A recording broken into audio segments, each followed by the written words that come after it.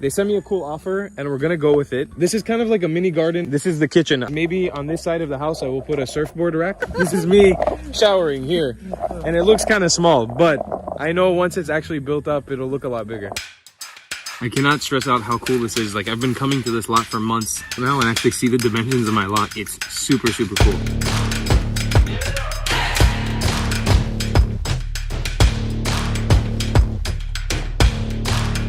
Kim found the camote and we're gonna head off the lot now.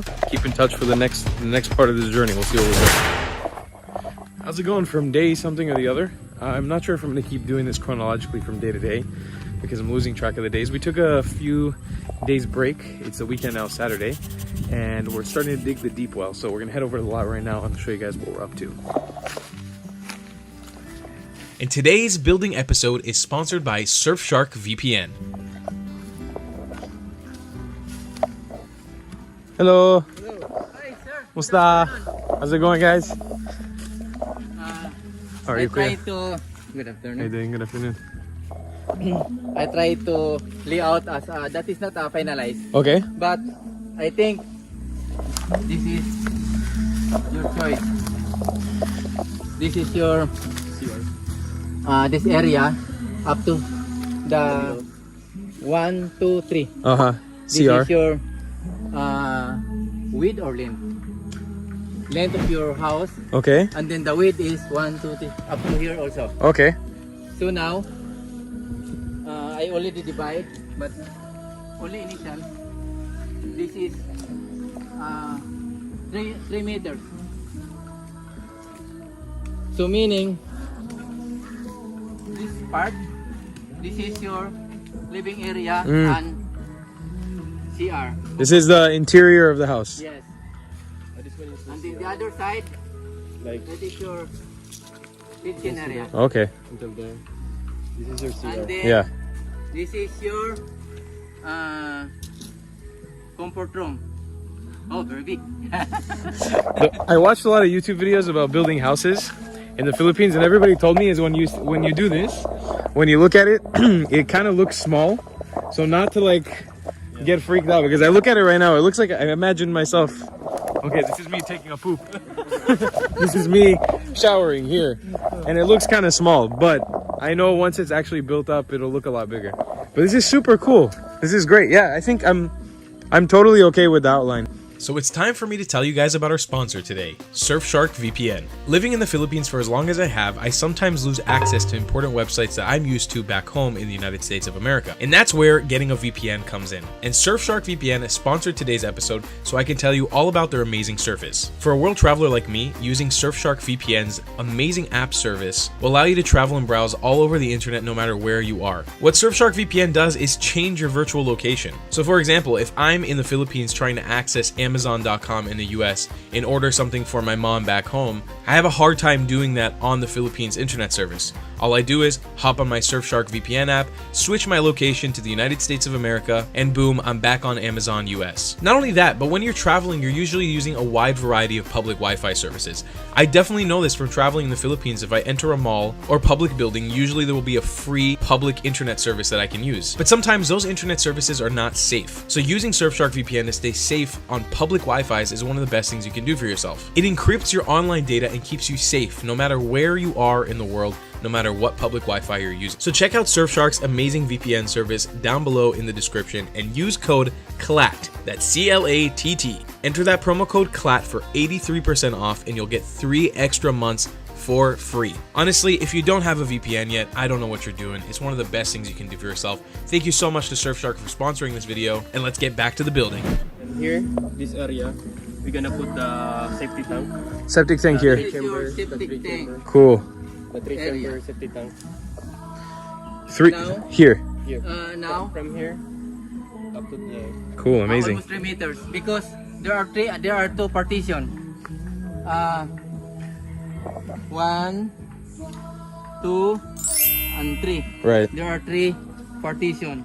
I just want to explain also, sir, regarding Sure. in your lot area. This is your boundary up to your beside in your house. Yeah. It's almost 3 meters. Yeah, that's great. Now, I ask you, in the future, in the long run, maybe you upgrade. So what is your choice? Better to move there, or this one is good for you? Because in your boundary also is up to here. This one. Right. So I have from here till here, Yes. till the tree. So approximately only, I think this one is 2.5 only. Okay. 220. 2.2 meters only. But for me is enough. Good. Yeah. But if you want to move little, that's no problem also. I think I will keep it the way it is, because what I imagine is maybe on this side of the house I will put a surfboard rack for surfboards, like here on this side. That way you can come into the path here and you can grab the surfboard and go out this way. You know, that's what I was thinking. Oh, okay. And so meaning that is no problem. If the allowance of almost 2 meters. yeah, I no think problem. 2 meters should be fine here.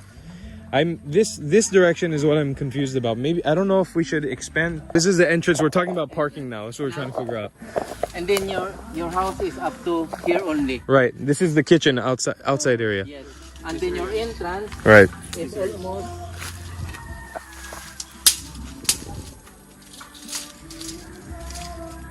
Okay, this is your main entrance. And then this part is a mini bar. Mm-hmm. And this is your entrance. This is door entrance up to going to living room, this area. Right. So meaning your bicycle, very easy how to, because this one is going inside this way. So This is 3 meters. okay, so bike parking can be over here even. Yes. Okay, so maybe better for us to push the house a little bit more towards the fence, just to give us even more room. What do you guys think? You think it's okay? I think this one is enough for me. What it's like right now? So for me, sir, is enough. It is because there are so many considerations regarding this area. This is main. Now, if you want to move a little, even 1 meter, but the problem is this area. No problem also. I understand what you're saying about the fence going directly with the house. Yes, yes. Let's keep it. Let's just keep it. I trust your judgment. Let's keep it the way it is. You're right. Honestly, it's not a bad idea to have this area here anyways. This can also be a good area maybe to put a table. Actually, when the septic tank is here. Maybe no. This area is concrete cement. From where to where? Where will the concrete start? 3 meters. Yes. Okay. This is 3 meters. All of this area is Septic. outdoor Okay. cement, concrete cement. Mm. And in the rest, even if you like concrete also, and then make a small table or. Yeah, maybe here I can just plant grass and put a table. Also, no problem. Also here. Yes. Okay. It's okay to put tables Because on the septic? The breather of this is going up to the. Got you. Good. Then let's keep it. This is kind of like a mini garden anyways. We just plant some stuff around here. It'll be okay. I think it's fine. I think it's totally cool. I trust your judgment on it, guys. So today, I'm waiting for the delivery for the sand and gravel. Okay. I'm waiting because of a lot of delivery. Mhm. Very busy so much. And yeah, I think maybe 5 or something. Okay. 6. They haven't dug the deep well. So right now they're just clearing the land here? Yes.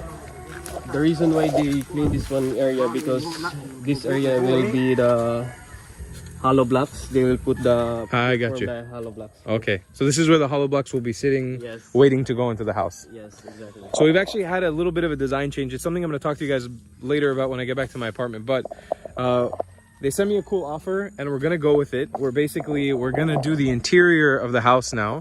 Just the interior area out of concrete hollow block instead of the plywood and corrugated roof setup that we're going to have. It's going to add to the longevity of the project and basically make it a more durable, stronger, more impressive house generally, and still keeping it somewhat environmentally friendly because it's so small and not taking up a lot of space. So this basically from here till that, right till the second post here, will be concrete hollow block. Yes. All of that square. So this will be the deep well. This is, Okay. This area is your deep well. Okay. At the same The time, water tank or some pressure, the water pressure. here, And also back in we're your gonna house. put like Gotcha. small mini house for the water. Okay. So the deep well will be here. How much area does it take up? Like where the fence will be where? Yes. Here where I'm standing. Will you be able to walk over the well? Our width. Yeah? Are we gonna do concrete also for the... Over the Yes, concrete okay. also. The maximum width is only 1 meter. 1 meter. for Okay. deep well. Cool. And then the depth is different. It will depend. We'll find out when we do it. Yes. Okay. Yes.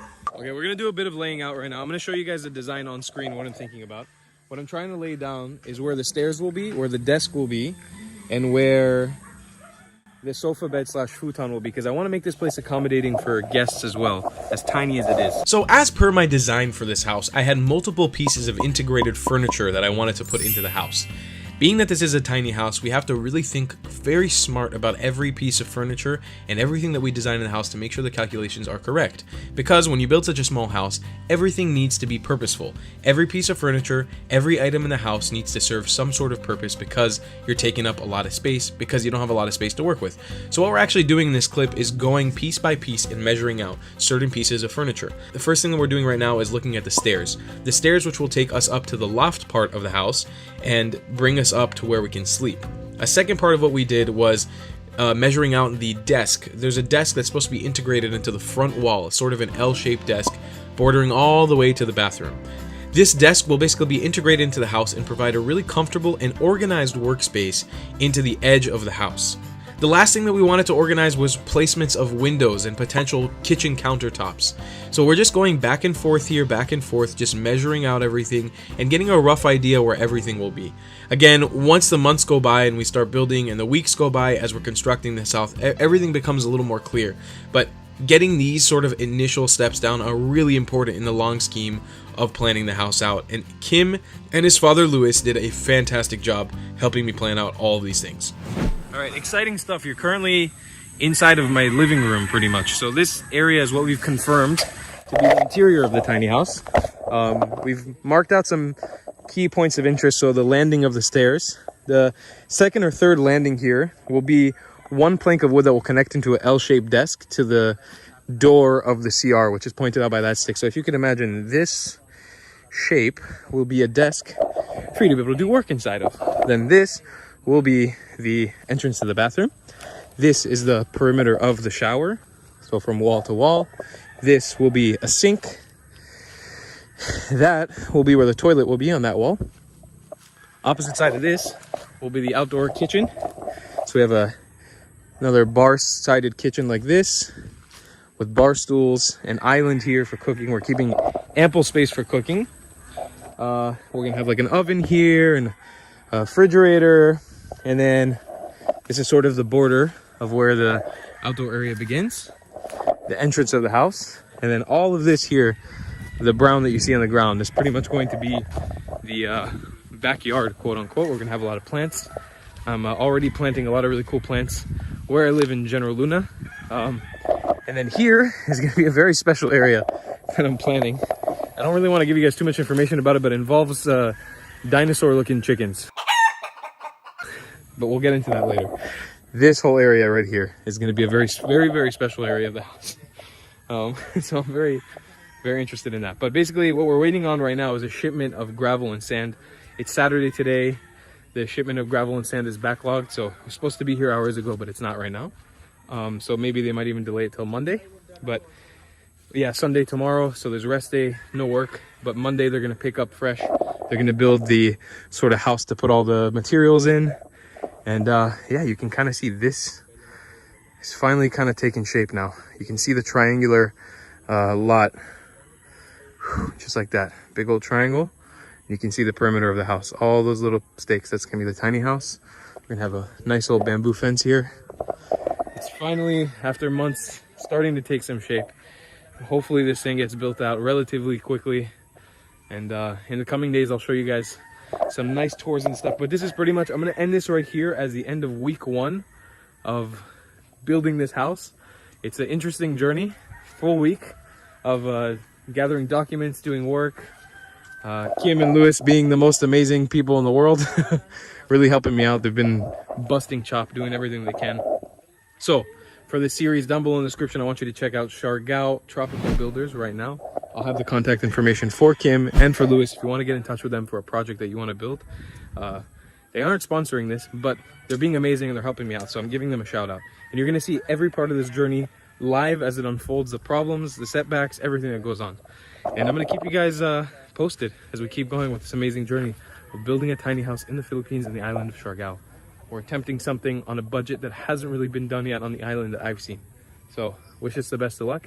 Also keep in mind, for this entire series, I'm going to be editing it into parts and giving you every single detail. So just make sure you subscribe so you don't miss any of the parts. I'm going to relay every piece of information I can legally give to you guys on camera about building a house in the Philippines, owning these lots, renting them, leasing them, whatever it is. I'm going to give you all the information I possibly can. So just make sure you subscribe for that. We'll see you in the next one. Love you long time. Goodbye, Clats.